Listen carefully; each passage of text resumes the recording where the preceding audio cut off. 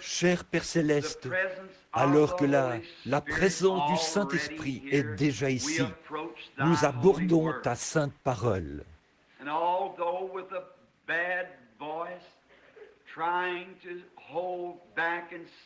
Et bien qu'avec la voix mal en point, essayons de me maîtriser et de parler aussi lentement et posément que possible, je demande ta conduite divine et que l'onction du Saint-Esprit agisse parmi nous ce soir. Et puisse celui qui est omniprésent, puisse-t-il prendre la parole de Dieu et la donner à chaque cœur, selon le besoin que nous en avons. Puisse-t-il nous nourrir ce soir des bonnes choses de Dieu. Et ce soir, alors que nous parlons de la parole, puissent nos cœurs être plongés profondément dans le calvaire, là où Jésus a payé le prix entièrement suffisant qui était exigé par les grands jugements de Dieu depuis le Jardin d'Éden. Et aujourd'hui, puissions-nous nous rendre compte que nous sommes gratuitement justifiés par sa résurrection et par sa mort, son ensevelissement et sa résurrection. Et ce soir, nous ne sommes plus du monde, car nous avons été rachetés au prix du sang précieux du Fils de Dieu. Et puissions-nous, avec des cœurs reconnaissants, nous tourner vers toi ce soir, de toute notre pensée et de toute la force qu'il y a en nous, et te servir avec un cœur pur et sans mélange. Accorde ce soir, Père, s'il y en avait certains ici qui ne te connaissent pas par le pardon de leurs péchés ce soir, puissent-ils humblement venir à la croix et là confesser leurs péchés à Dieu, qui est juste pour les pardonner. Et puisse cette soirée être merveilleuse pour nous tous. Nous le demandons au nom de ton Fils, le Seigneur Jésus. Amen. Now we do realize that there is no one in the earth that is able. Maintenant, nous sommes conscients qu'il n'y a personne sur la terre qui soit suffisamment capable de prendre la parole de Dieu et de la révéler. Parce que la parole est écrite par inspiration. C'est le Saint-Esprit qui est l'auteur de la parole. And when one was sought far in heaven to take the book and to loose the seals, et quand on a cherché quelqu'un dans le ciel pour prendre le livre et en rompre les sceaux, personne dans le ciel, ni sur la terre, ni sous la terre, n'a été trouvé digne de rompre les sceaux, ni même de regarder le livre. Et il y a eu là un agneau qui avait été immolé depuis la fondation du monde. C'est lui qui est venu prendre le livre de la main de celui qui était assis sur le trône, qui a rompu les sceaux et qui a ouvert la parole. Et ce soir, nous croyons et nous avons confiance en lui, qu'il ouvrira la parole pour nous, tandis que je lis le chapitre 2 des Actes. Comme je l'avais annoncé le premier soir, c'était sur la seconde venue et du Seigneur Jésus. C'était mercredi. Et jeudi soir, c'était sur le sacrifice entièrement suffisant. Et vendredi soir, c'était sur l'expiation entièrement suffisante. Ce qui est parfait. L'avez-vous saisi hier soir? Ce qui est parfait, comme nous pouvons être tout à fait irréprochables et parfaits aux yeux de Dieu. Et ce soir, c'est sur la mise au tombeau, et demain sur la résurrection, au fur et à mesure que les jours se succèdent. Or, ce soir, pour la lecture des Écritures, j'ai choisi un passage dans le livre des Actes, au chapitre 2, les versets 25, 26 et 27 inclus. Et il y est dit ceci, c'est Pierre qui parle. David, car David a dit de lui, « Je voyais constamment le Seigneur devant moi, parce qu'il est à ma droite, afin que je ne sois point ébranlé. Aussi mon cœur est dans la joie, et ma langue dans l'allégresse, et même ma chair reposera avec espérance. Car tu n'abandonneras pas mon âme dans le séjour des morts, et tu ne permettras pas que ton saint voie la corruption. Quel beau passage pour ce soir, pour présenter le contexte, celui qui était dans le tombeau. La première chose que nous désirons voir, sur laquelle nous désirons attirer votre attention, c'est l'infaillibilité de la parole de Dieu. Dieu tient sa parole à la lettre.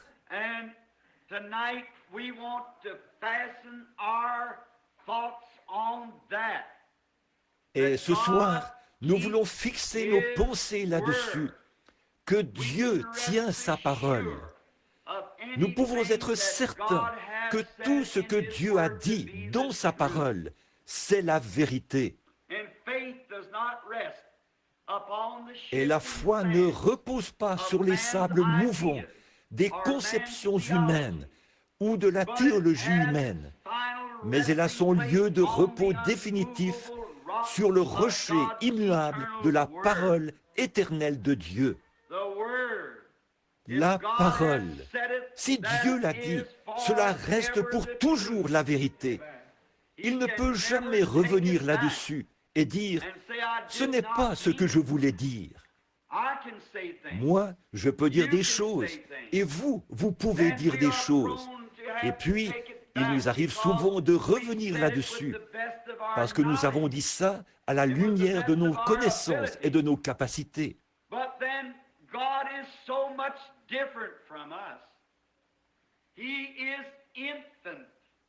Mais Dieu est tellement différent de nous. Il est infini. C'est pourquoi il ne dit rien, à moins que ce ne soit absolument parfait. Il n'a jamais à revenir là-dessus. Il n'a jamais à s'excuser pour ce qu'il a dit. Cela reste toujours la vérité.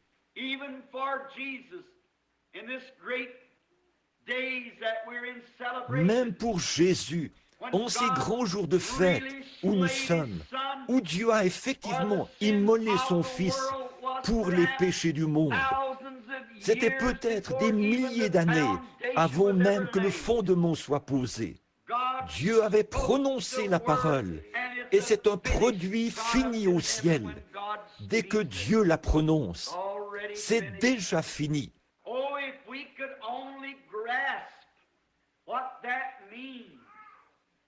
Oh, si seulement nous pouvions saisir ce que cela signifie, comme nous serions des gens différents, de voir dans ces livres les jugements qui sont décrits pour celui qui désobéit. Cela amènerait un homme à s'examiner heure après heure, et le juste à se réjouir heure après heure, en lisant les bénédictions que Dieu a promises à celui qui est fidèle.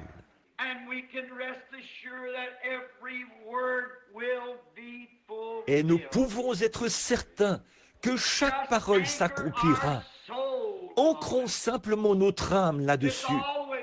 Ça a toujours été comme ça.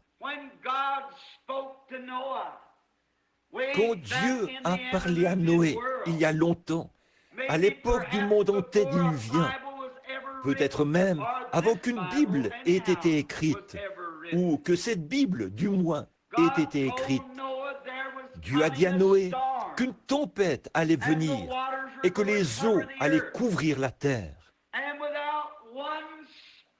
Et sans la moindre preuve que cela allait s'accomplir, tout présageant le contraire, Noé a agi avec crainte et il a construit l'arche, il l'a préparée.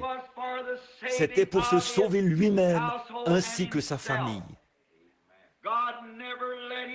Dieu ne l'a jamais abandonné parce que c'était sa parole.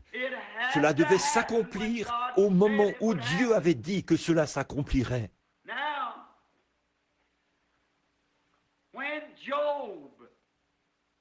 Or, Job, le plus vieux livre de la Bible, écrit peut-être avant que la Genèse soit écrite, et cela a été inclus dans la Bible. Et c'est Moïse qui a écrit la Genèse. Job, dans son livre, il s'est solennellement reposé sur la promesse que Dieu lui avait faite.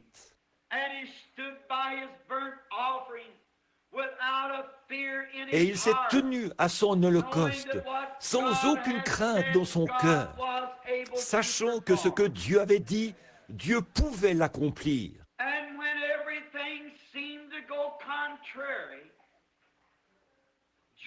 Et quand tout semblait aller à l'encontre, Job est resté ferme, parce que la promesse de Dieu était ferme.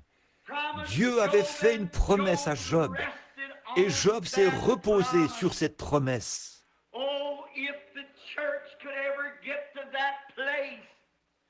Oh, si l'Église pouvait jamais en arriver au point où elle pourrait solennellement se reposer sur la parole éternelle de Dieu, comme étant la vérité, quelle différence il y aurait, quelle correction il y aurait,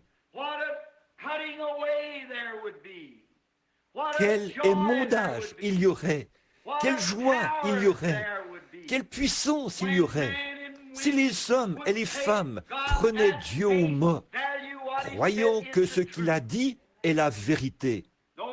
Peu importe de quoi ont l'air les circonstances, ça n'a rien à y voir. Dieu l'a dit, cela règle la question. Et Job, quand il est arrivé à l'heure de la plus grande épreuve de toute son expérience, alors que dans la présence de Dieu, il avait été trouvé juste, Dieu lui-même avait dit qu'il était parfait. Il n'y avait personne comme lui sur la terre. Et il a été donné à Satan le privilège de le tenter. Il a dit, je l'amènerai à te maudire en face. Et il a presque ôté la vie de Job. Et il l'aurait fait. Mais Dieu avait posé une limite en disant, tu peux lui faire n'importe quoi, mais ne lui ôte pas la vie.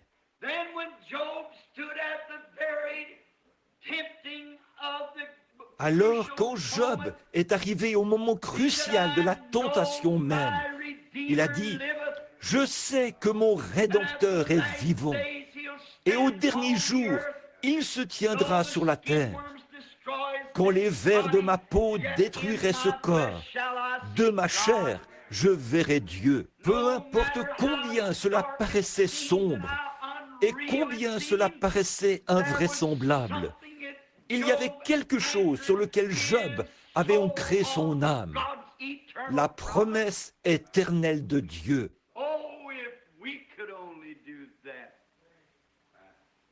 Oh, si seulement nous pouvions faire ça. Remarquez, il s'est reposé sur la promesse. Je sais que mon Rédempteur est vivant. Et je veux vous faire remarquer, car je me propose de dire quelques mots là-dessus plus tard, que Job a précisé le lieu où il serait enterré. Et quand Job est mort, c'est là qu'il a été enterré. Il y a eu un autre homme du nom d'Abraham qui a pris Dieu au mot et il a cru Dieu. Et il a appelé les choses qui étaient contraires à la promesse que Dieu lui avait faite, comme si elles n'étaient pas. Il a pris Dieu au mot. Et quand les jours ont passé, les semaines et les mois, et même les années ont passé, cela n'a pas déconcerté Abraham du tout. La Bible dit, il ne douta point par incrédulité au sujet de la promesse de Dieu, mais il était fidèle, donnant gloire à Dieu.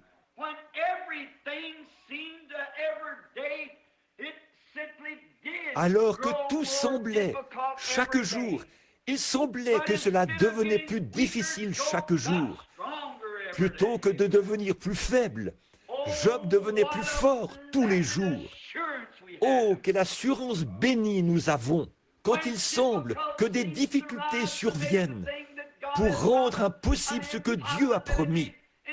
Au lieu d'être effrayés, de retourner dans le monde, nous devrions nous tenir plus fermes que nous ne l'avons jamais été sur l'ainsi dit le Seigneur.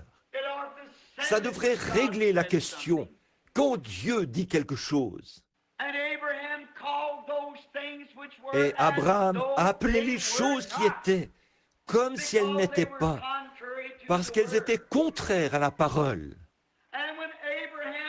Et quand Abraham a perdu sa chérie, sa femme, Sarah, après de nombreuses années de vie commune, il a acheté une portion de terrain près de l'endroit où Job avait été enterré, et il y a enterré Sarah. Vous vous demandez pourquoi? Ils étaient des prophètes. Ils avaient vu cela. Ils étaient en contact avec Dieu. Et alors, quand Abraham est mort, il a été enterré avec Sarah.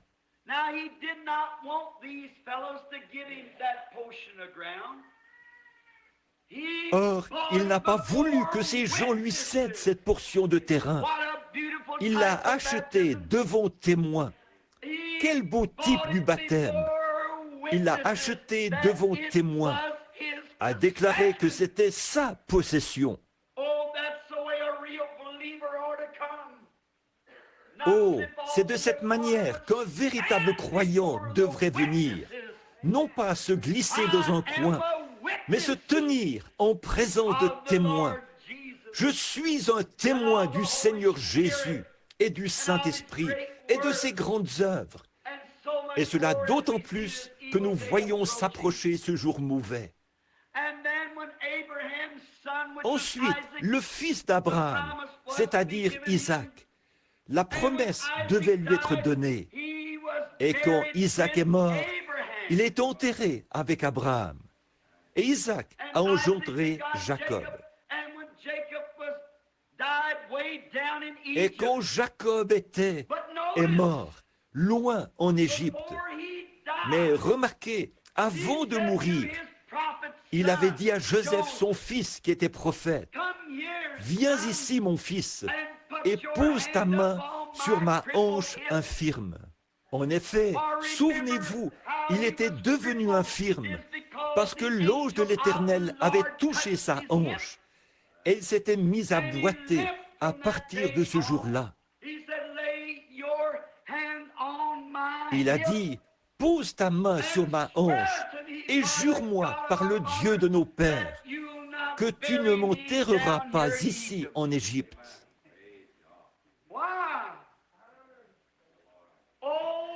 Pourquoi? Oh, ils avaient la parole, ils avaient la révélation.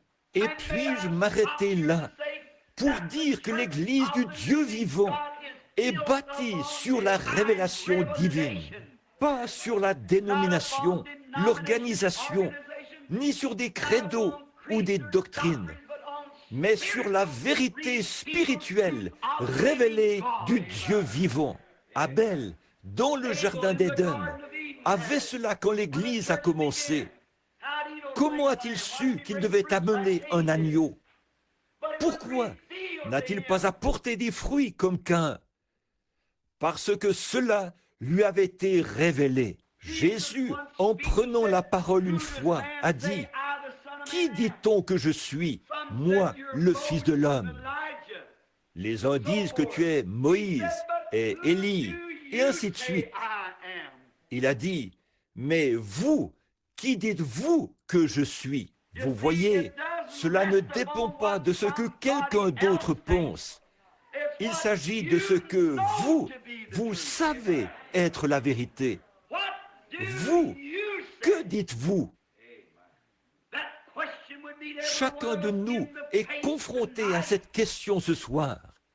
Vous, que dites-vous? Et rapidement, Pierre a pris la parole, sans aucune hésitation. Il a dit, « Tu es le Christ, le Fils du Dieu vivant. » Comme Jésus qui connaissait les secrets de tous les cœurs, car il n'était nul autre que Jéhovah manifesté dans la chair. Il a dit, « Tu es heureux, Simon, fils de Jonas, car ce ne sont pas la chair et le sang qui t'ont révélé cela, mais c'est mon Père qui est dans le ciel. Et sur cette pierre, je bâtirai mon église, et les portes du séjour des morts ne prévaudront point contre elle. » Et nous, quand nous en arrivons là, nous les luthériens, nous voulons marcher par la foi. Nous les méthodistes, nous voulons crier pour l'obtenir. Vous, les pentecôtistes, vous voulez parler en langue pour l'obtenir. Mais tout ça est à 10 millions de kilomètres de cela.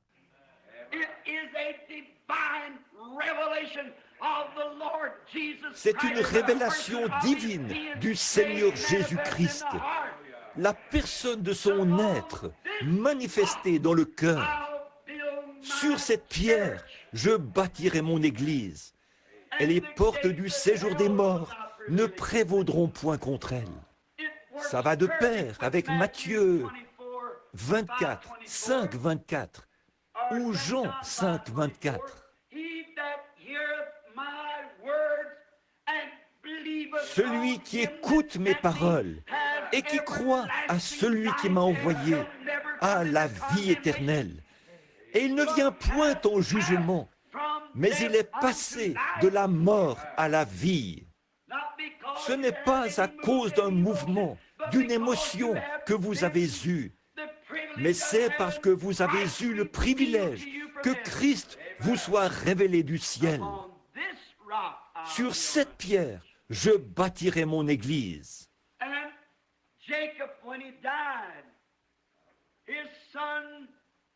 Et alors, quand Jacob est mort, son fils a fait emporter son corps et il a été enterré avec Abraham, Isaac, Sarah et Job dans la terre sainte en Palestine. Ensuite, Joseph, qui était prophète, il avait prospéré en Égypte. Il connaissait Dieu. Dieu s'était révélé à lui. Et au moment de mourir, il a dit, « N'enterrez surtout pas mes os ici, mais mettez quand un jour Dieu vous visitera certainement. » Pourquoi?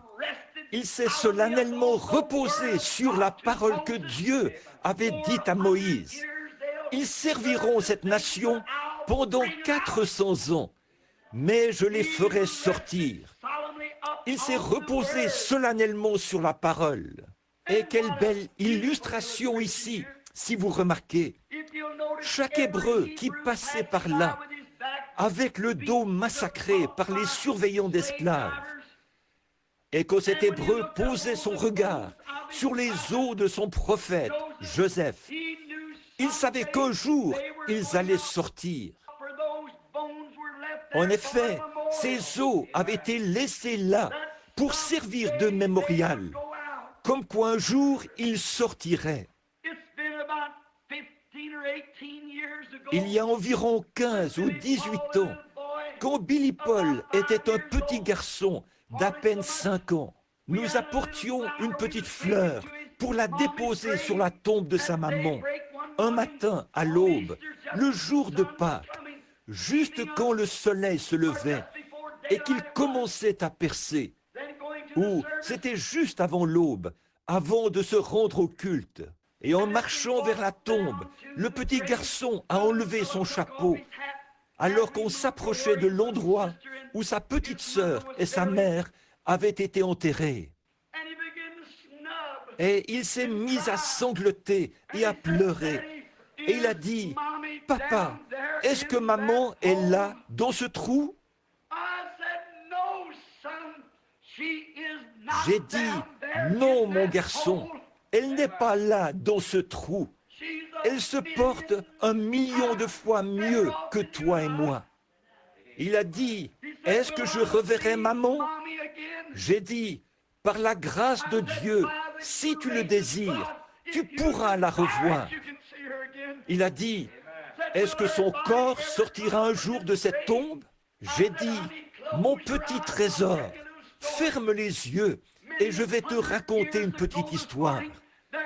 Il y a plusieurs centaines d'années, ce matin, un tombeau a été laissé vide. J'ai dit, c'est un mémorial. Ceux qui dorment en Dieu, Christ les ramènera avec lui quand il viendra. Sans l'ombre d'un doute, je me repose solennellement sur la promesse éternelle de Dieu. Comme Job autrefois, quand nous entendons les cendres retournent aux cendres et la poussière à la poussière, ça me rappelle Longfellow qui a dit « Ne me dites pas, en rythme mélancolique, que la vie n'est qu'un rêve creux, et que l'âme qui sommeille est morte, et que les choses ne sont pas ce qu'elles semblent être. » Il a dit « Oui, la vie est réelle, la vie est sérieuse, et la tombe n'est pas sa fin, car poussière tu es, à la poussière tu retournes, n'a pas été prononcé pour l'âme. » Ils appellent ça une théophanie, ce qui signifie que lorsque nous partons d'ici, nous allons quelque part ailleurs. Peu importe ce que c'est, je prends la parole de l'apôtre quand il a dit « Si cette tente ou cette demeure où nous habitons sur la terre est détruite, nous en avons déjà une autre qui attend pour passer de celle-ci à celle-là. » Abraham, Isaac, Jacob, Job, tous les prophètes, ils avaient bon espoir et croyaient qu'il y aurait une résurrection, que le Rédempteur allait venir. Ils avaient prophétisé à son sujet. Enoch avait prophétisé à son sujet. Il s'est solennellement reposé. Il a scellé son témoignage avec cela. Isaac, Jacob, Daniel, Jérémie, Ézéchiel, ils se sont solennellement reposés sur le fait que le Messie viendrait un jour. Ils sont morts et leurs âmes sont allées au paradis. Ils ne pouvaient pas aller dans la présence de Dieu parce que, nous avons vu ça hier soir, le sang des taureaux et des boucs ne pouvait pas pardonner les péchés. Il ne faisait que couvrir les péchés, ce qui annonçait le jour de la venue du sacrifice parfait. En effet, le sang de l'animal ne pouvait pas revenir sur l'adorateur, car dans ce cas, il n'aurait pas cessé d'offrir ce genre de sacrifice. Mais quand le Fils de Dieu est mort, la vie qui était en lui, c'était nul autre que Dieu, qui était revenu pour nous adopter dans la famille de Dieu. Et maintenant, nous sommes des enfants de Dieu, la vie qui vient de son sang. Maintenant, remarquez rapidement, alors que nous poursuivons. En effet, dans l'Ancien Testament, ceux qui croyaient et adoraient, ils mouraient dans la foi en attendant ce moment-là. La raison pour laquelle ces prophètes ont fait ça et qu'ils voulaient qu'on les enterre en Palestine, c'est qu'ils savaient que la résurrection n'allait pas se produire en Égypte. Cela allait se produire uniquement en Palestine. C'est pourquoi je dis ce soir, on me traite de tous les noms, peu m'importe les noms que les gens me donnent. Pour moi, ça n'a aucune importance. La seule chose que je désire faire, c'est de savoir ceci, que je suis mort et que ma vie est cachée en Christ par Dieu et scellée par le Saint-Esprit. Alors, quand il m'appellera d'entre les morts, je répondrai ce jour-là. Ensevelissez-moi en Christ, car ceux qui sont en Christ, Dieu les ramènera avec lui ce jour-là. Comment entrons-nous en Christ? 1 Corinthiens 12, 13. Dans un seul esprit, nous avons tous été baptisés pour former un seul corps.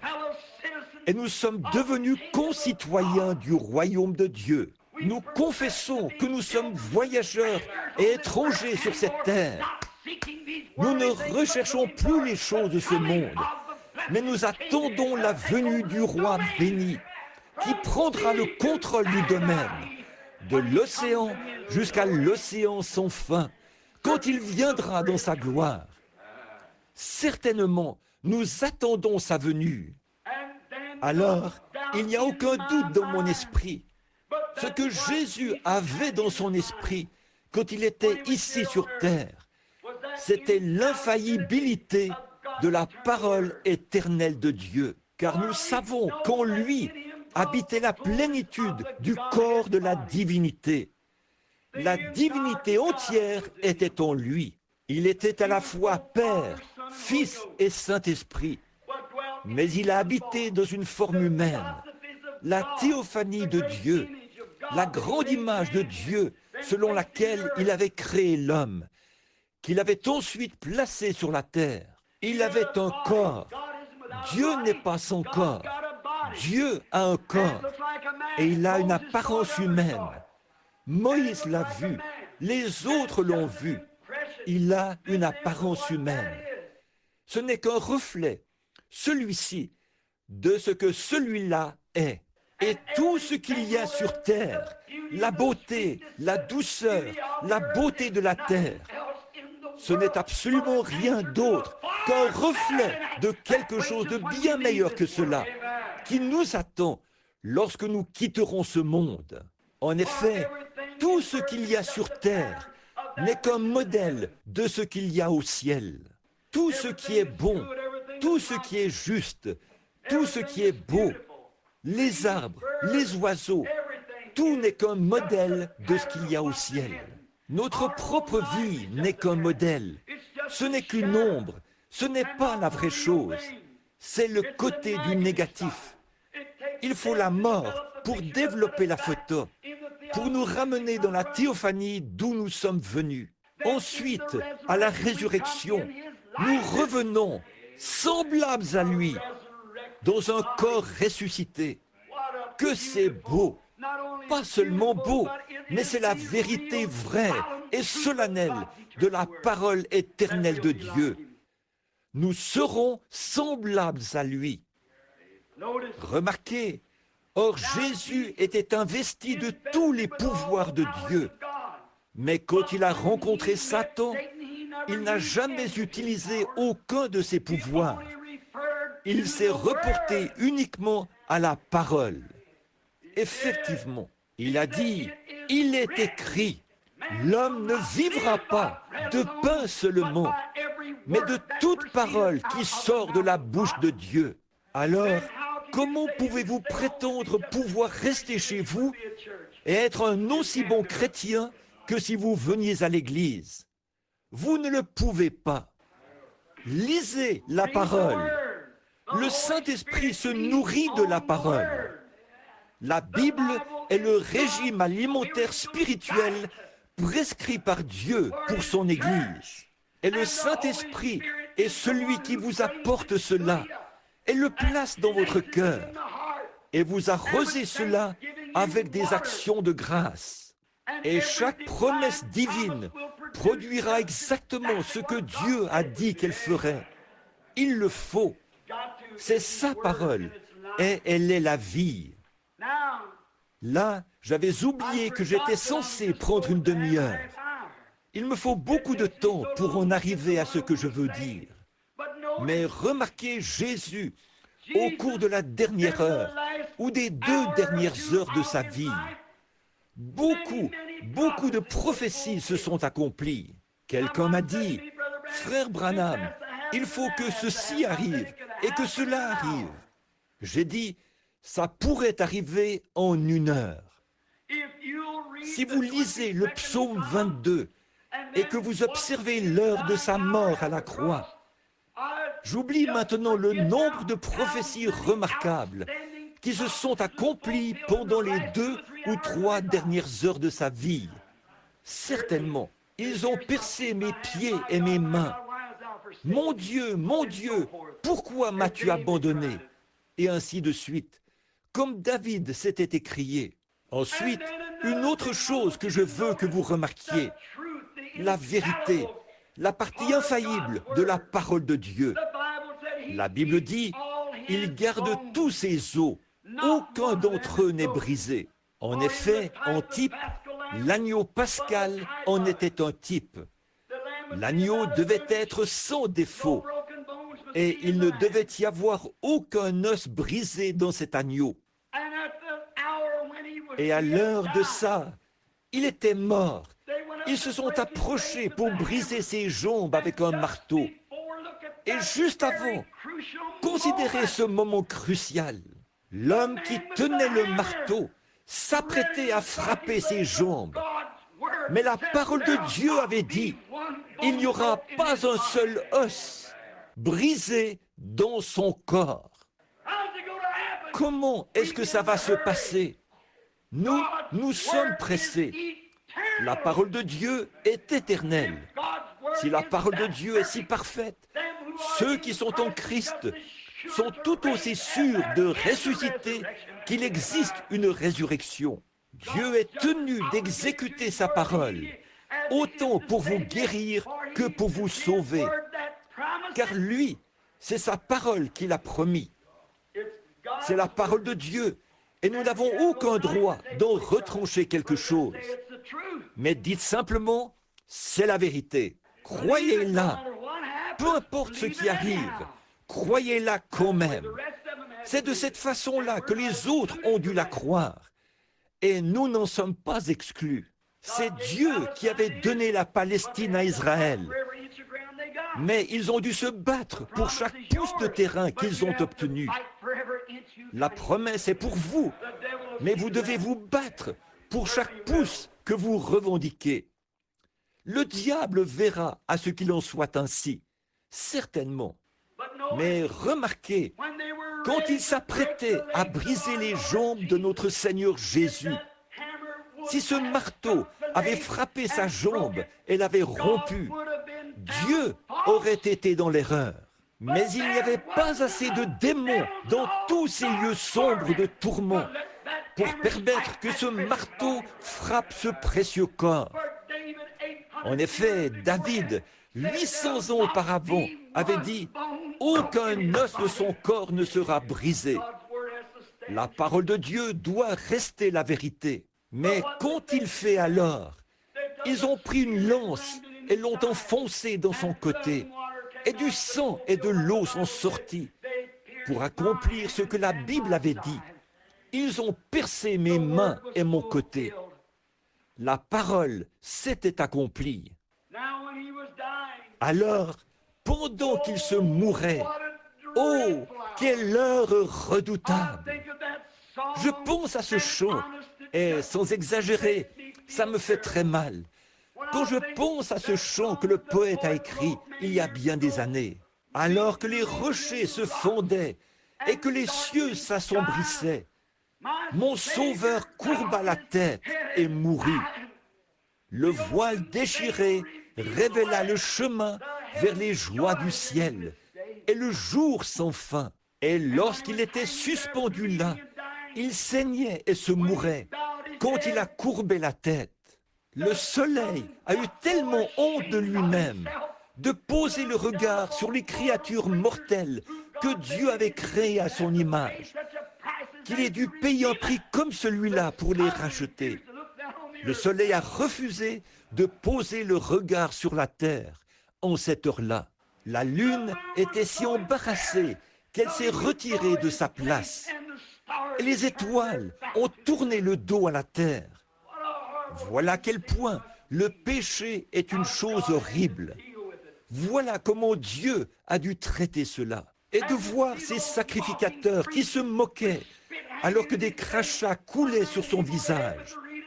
Un homme l'a frappé à la tête avec un roseau et lui a dit « Si tu es un prophète, dis-nous qui t'a frappé. » L'un d'eux lui a arraché la barbe du visage et l'a frappé au visage. Il voulait qu'il se défende. Il a dit « Si mon royaume était de ce monde, j'appellerais immédiatement mon Père. Il m'enverrait 12 légions d'anges. la scène aurait pu changer. Mais comment aurait-il pu le faire?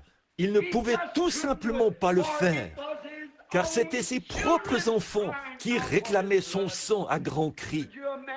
Pourriez-vous vous imaginer un papa, un père, dont les propres enfants, dans les ténèbres, réclament le sang de leur propre père? Voilà pourquoi il n'a pas pu faire autrement que de mourir. S'il n'avait pas fait cela, ses enfants auraient été condamnés. Toutes les créatures auraient été condamnées. Mais il a dû mourir pour sauver son peuple. Et quand il l'a fait, quand il a courbé la tête, cette vieille terre a eu un frisson dans le dos. Elle a dû avoir un effondrement nerveux. En effet, la Bible dit que sur toute la terre, de la 6e à la 9e heure, il y eut des ténèbres sur toute la surface de la terre. Et la terre a tremblé, et les rochers se sont fondus. Et le voile du temple s'est déchiré depuis le haut jusqu'en bas. Les billots qui servaient au sacrifice se sont renversés.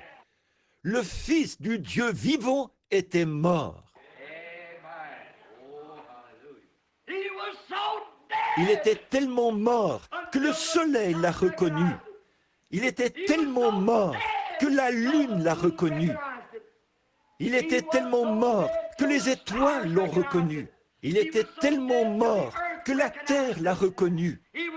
Il était tellement mort que les éléments l'ont reconnu. Les atmosphères l'ont reconnu. Tout devait prendre connaissance que c'était le Fils de Dieu. En effet, la parole de Dieu ne pouvait pas faillir. Il avait été promis depuis le jardin d'Éden, la postérité qui allait écraser la tête du serpent. Et là, qu'est-ce qui lui est arrivé? Où est-ce qu'il est allé quand il a quitté la croix et qu'il a été placé dans le tombeau de Joseph d'Arimathée? Il était si pauvre qu'il n'avait pas un lieu où il puisse reposer sa tête. Il était venu au monde dans une crèche. Il avait une mauvaise réputation d'être un enfant illégitime. On l'a ridiculisé, on s'est moqué de lui, on l'a méprisé sur la terre. On s'est moqué de lui et on l'a rejeté. Et quand il est mort, il était condamné à mourir de la peine capitale entre deux brigands. Et il n'y avait même pas un endroit où l'ensevelir. Et il était enseveli dans le tombeau de quelqu'un d'autre, le Dieu même du ciel qui était venu sur la terre. Et nous, parce que nous devons supporter quelques légères souffrances, nous croyons être quelqu'un. Tout ce qu'il a fait pour nous. Pensez-y, mon ami, examinez ça.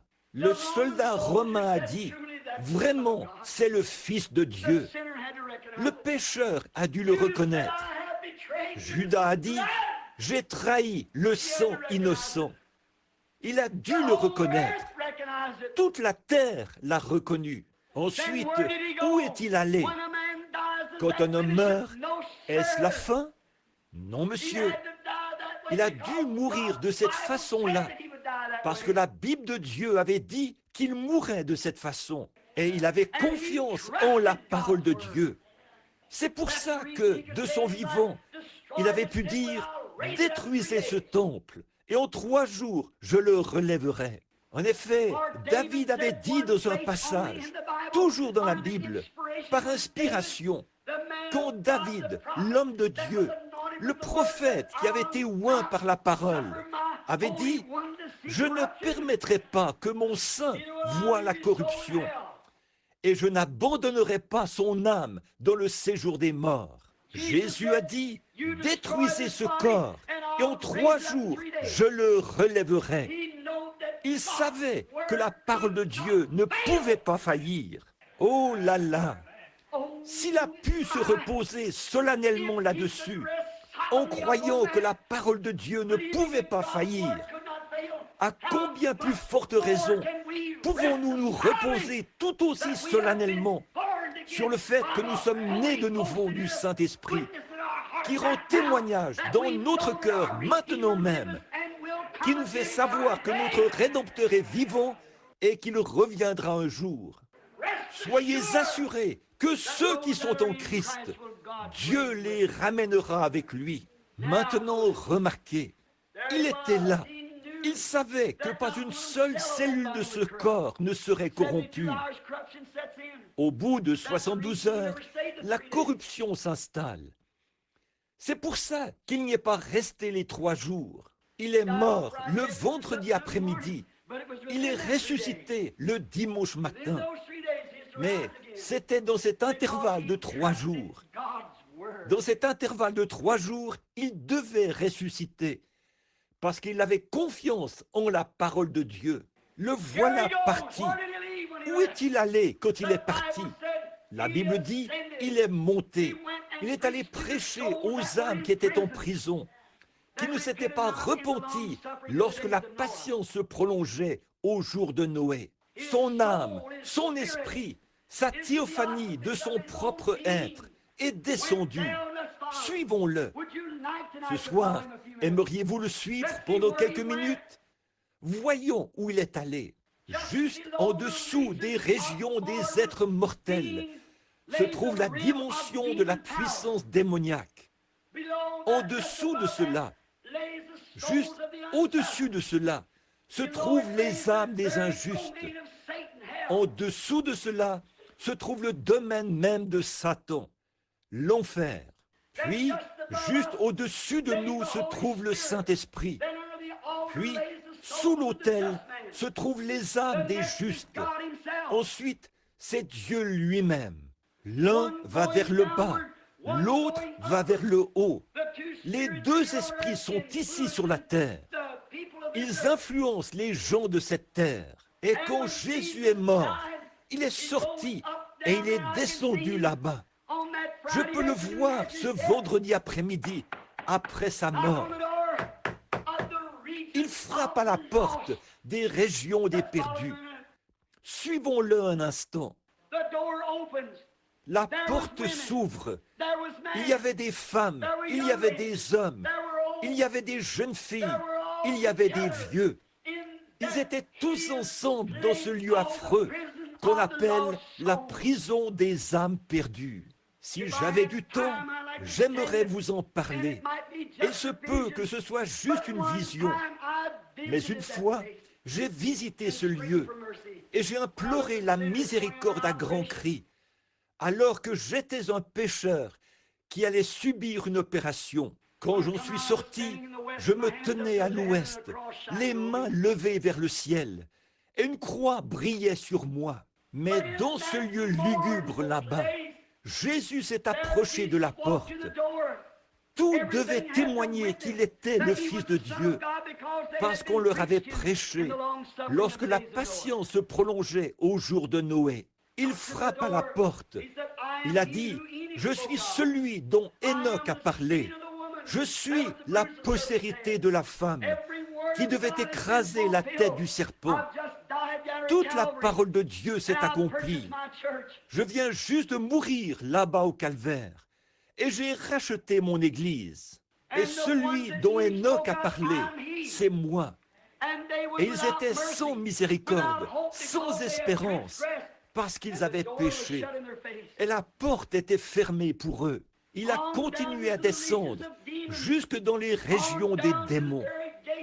Il a continué à descendre jusqu'aux portes même du séjour des morts. Il a frappé à la porte. Ceci se déroule pendant qu'il était dans le tombeau, son corps attendant la résurrection.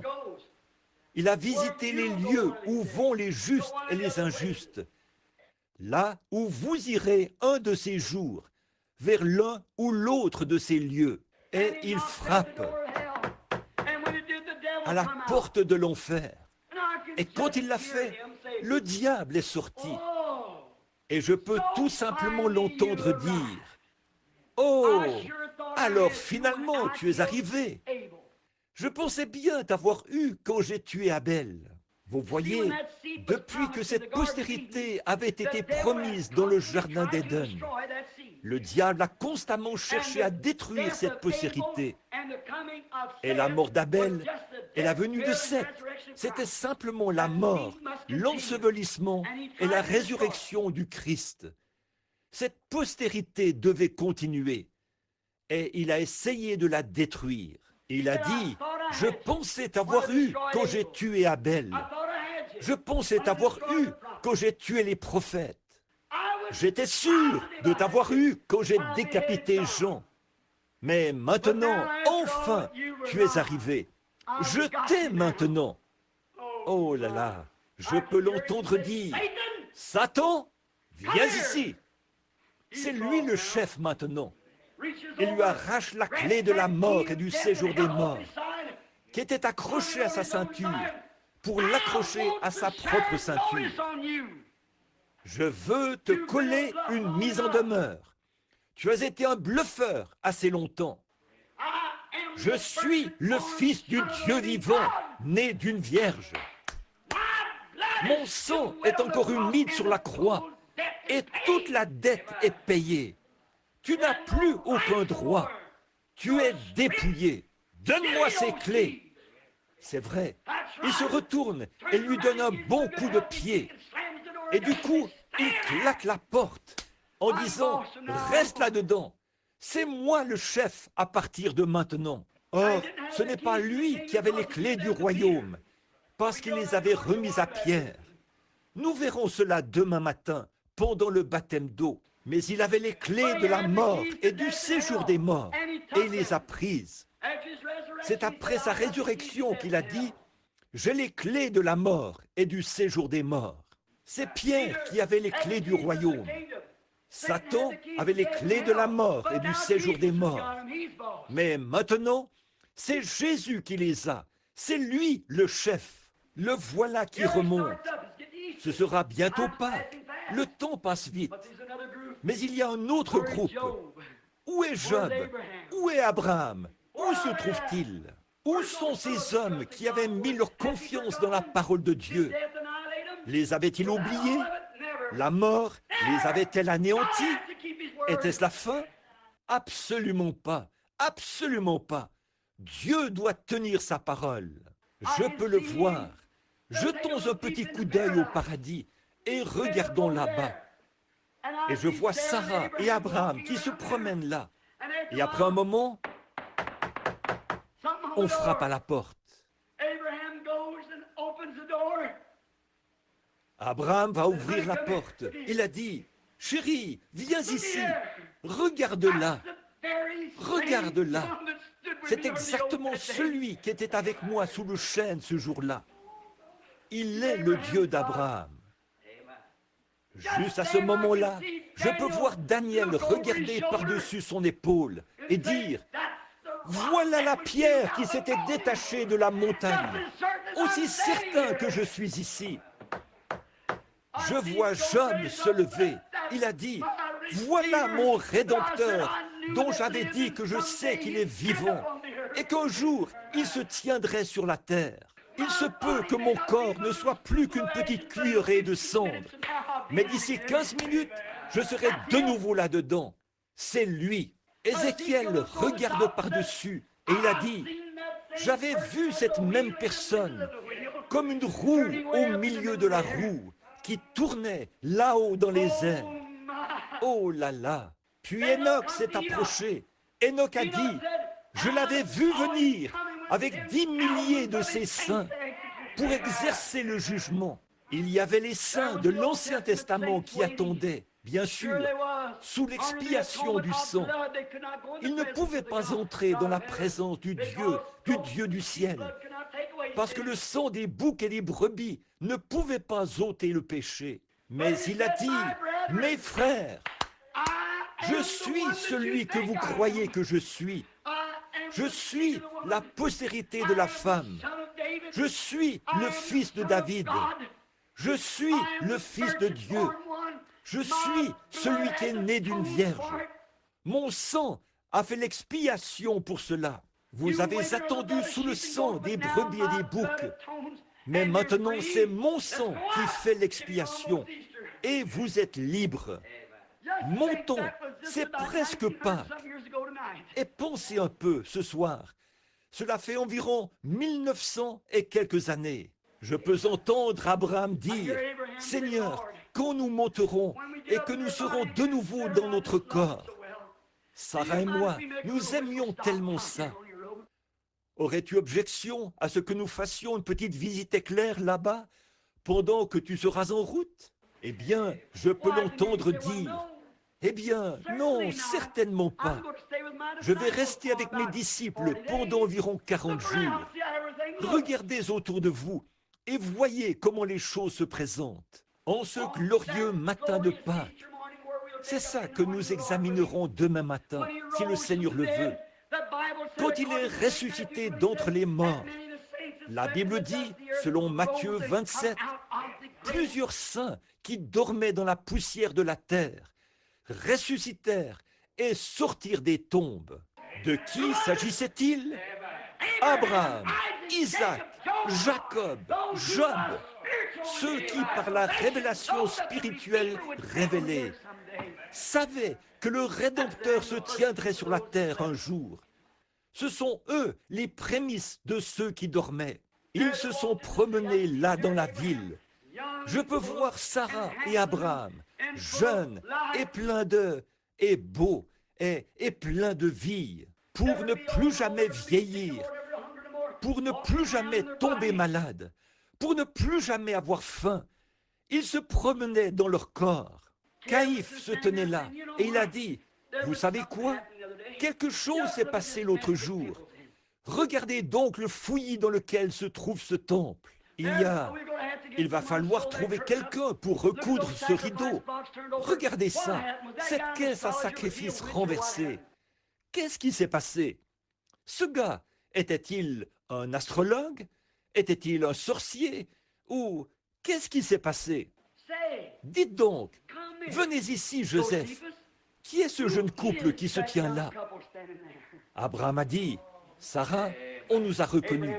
On ferait mieux de sortir. Ils apparurent un grand nombre de personnes. Ce n'est pas tout. Pour conclure, remarquez, un jour après qu'ils ont eu visité, Abraham, Isaac, Jacob et tous les autres avaient visité leur patrie. Quand Jésus est monté, vous dites, Frère Branham, est-ce un mythe? Non, monsieur. Je vous montrerai les passages des Écritures dans un instant. Quand il a commencé à monter, ils n'ont vu que lui, mais les saints de l'Ancien Testament l'ont accompagné. En effet, la Bible dit qu'il a emmené des captifs et il a fait des dons aux hommes. Et je peux le voir alors qu'il monte, se joignant à son église. Deux anges de l'orchestre qui jouaient de la musique se sont déplacés là-bas. Ils ont dit, « Homme galiléen, pourquoi vous arrêtez-vous à regarder au ciel? Car ce même Jésus qui a été enlevé va revenir. » Certainement, ils sont vite retournés se joindre au défilé. Et Jésus et les saints de l'Ancien Testament ont traversé les cieux. Ils ont dépassé la lune. Ils ont dépassé le soleil. Ils ont dépassé les étoiles.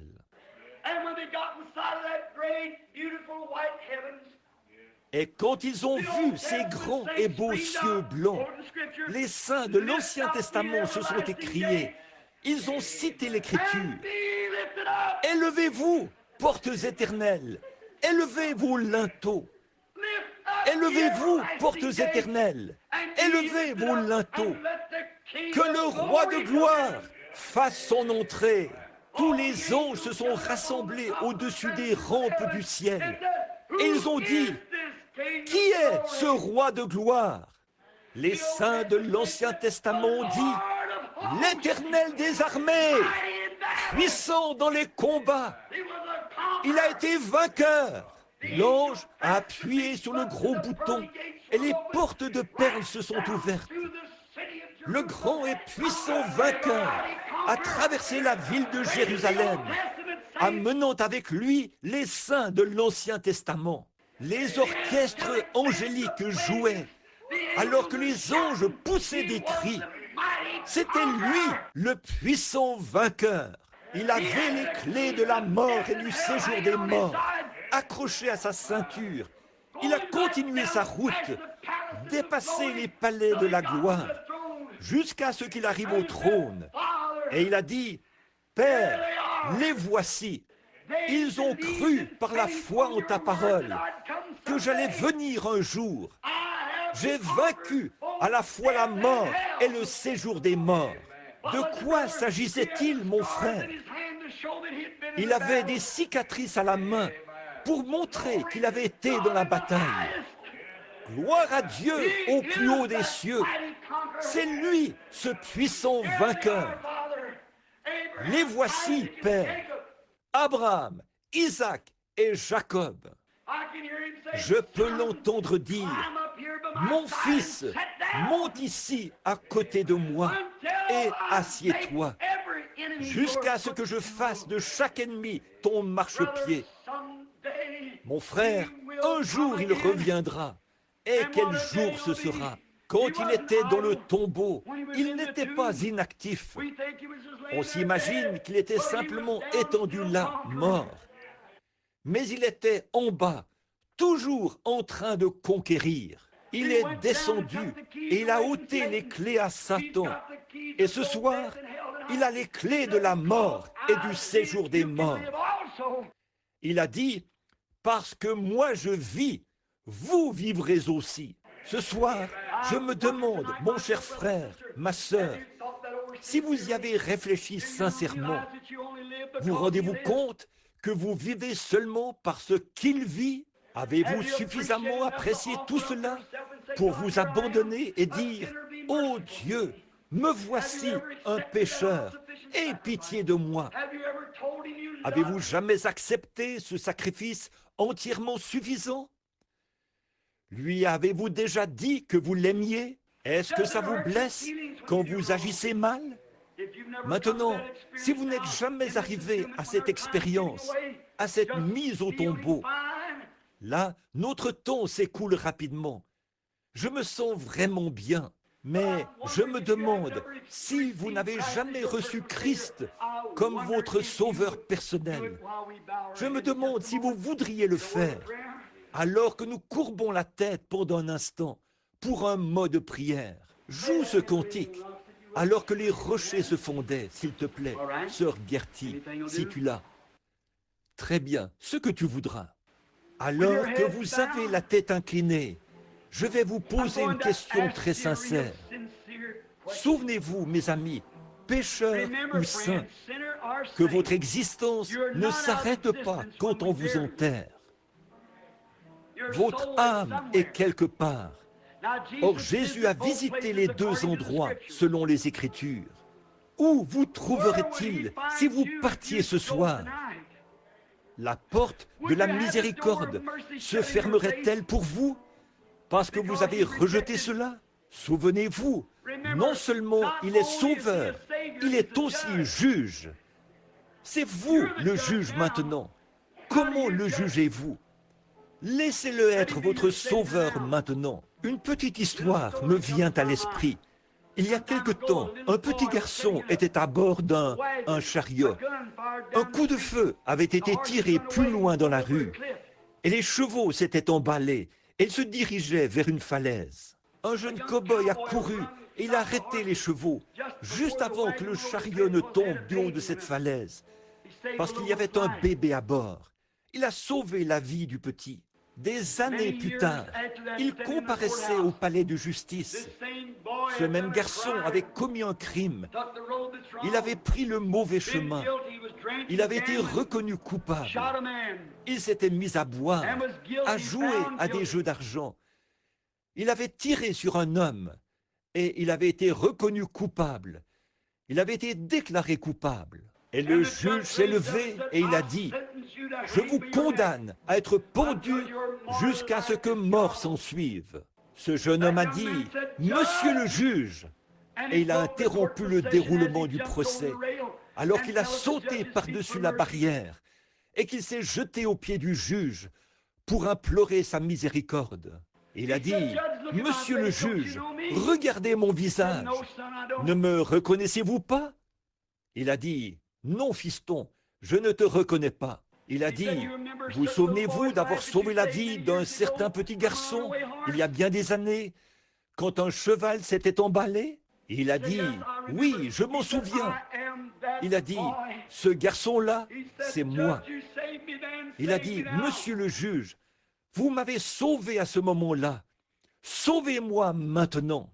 Le juge a baissé les regards vers lui et il a dit, fiston, ce jour-là, j'étais ton sauveur. Aujourd'hui, je suis ton juge. Aujourd'hui, il est votre sauveur. Pécheur, demain, il pourrait être votre juge. Réfléchissons bien là-dessus maintenant, alors que la musique joue, et que tout le monde prie, ceux qui sont fervents en prière devant Dieu. Ce soir, je me demande maintenant, rapidement, que ceux qui voudraient accepter Christ comme leur sauveur personnel disent « Ô Dieu, aie pitié de moi, un pécheur. Je veux venir par le sang versé. J'en ai assez de me joindre à des églises et de courir d'un lieu à l'autre. Je veux naître de nouveau. Je veux une expérience dans mon cœur, afin de savoir que Christ s'est révélé à moi par la révélation spirituelle dont vous venez de parler, frère Branham. Je veux la révélation spirituelle, le Saint-Esprit dans mon cœur, qui me rende vivant, qui fasse que Christ soit plus réel pour moi que je ne le suis pour moi-même. Je désire cette expérience, frère Branham. Voulez-vous prier pour moi alors que je lève ma main? Voulez-vous lever la main maintenant, celui qui désire qu'on se souvienne de lui? Que Dieu vous bénisse, madame. Que Dieu vous bénisse là-bas au fond, madame. C'est bon. Que Dieu vous bénisse, monsieur. C'est bon. Levez la main. Bon, continuez à lever la main. Pourquoi avoir honte? Pouvez-vous rejeter une telle chose, mon ami? Souvenez-vous. Oh, vous dites, frère Branham, les prédicateurs ont prêché pendant des années. Je sais, mais un de ces jours, ils vont cesser de prêcher. Et au train où vont les choses, ça pourrait arriver sous peu. Vous allez entendre votre dernière prédication. Franchement, celle-ci pourrait être votre dernière. Oh, vous dites, je suis jeune. Cela n'a pas d'importance. La mort ne fait exception de personne, quel que soit son âge ou sa capacité. Voulez-vous l'accepter maintenant comme votre sauveur personnel, en levant la main en disant « Ô Dieu, aie pitié de moi ». Levez la main avec les autres et dites « Maintenant, je veux accepter Christ ». Voulez-vous lever la main? Que celui qui est rétrograde dise « Ô Dieu, aie pitié de moi. Je veux revenir à Christ ce soir pour que demain puisse être une résurrection de nouveau pour moi. » Voulez-vous lever la main? Levez la main, dites « Aie pitié de moi. Je veux maintenant venir. » Allez-vous le faire? Levez la main. Dites « J'ai été rétrograde, mais ce soir, que Dieu vous bénisse, madame. Que Dieu vous bénisse. C'est bon. J'accepterai Christ comme mon sauveur personnel. Je l'accepterai ce soir. J'ai erré bien des années loin de Dieu, mais maintenant je rentre à la maison. Voulez-vous l'accepter ce soir pour que ceci puisse être une nouvelle résurrection pour vous? Que votre vieille vie se termine? Cette dame s'avance vers l'autel pour faire sa confession, pour prendre position. Y en a-t-il d'autres qui voudraient venir se placer ici, s'avancer ici avec elle pour leur confession? Voulez-vous vous lever et vous avancer aussi vers l'autel? L'autel est ouvert, certainement. Continuez à vous avancer maintenant. Si vous voulez vous tenir ici et prier, alors ce sera très bien. Voulez-vous venir sur la base de la confession de votre foi, sur la base de votre foi dans le Fils de Dieu? Voulez-vous maintenant venir? Très bien. Cela dépend de vous. N'oubliez pas, c'est de vous qu'il s'agit. Êtes-vous pécheur? Êtes-vous rétrograde? Êtes-vous froid et éloigné de Christ? Voulez-vous ressusciter de nouveau avec lui maintenant recommencer une nouvelle vie?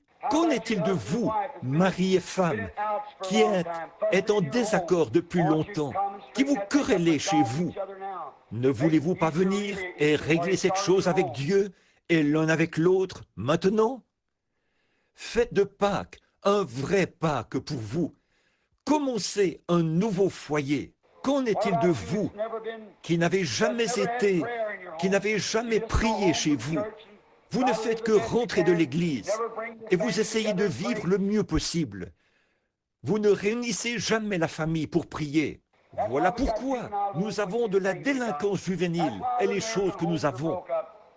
Voilà pourquoi les foyers américains sont brisés. Ne voulez-vous pas venir recommencer ce soir? Voulez-vous le faire? Vous êtes invités. Souvenez-vous, je suis votre ministre maintenant. Je serai un témoin ce jour-là.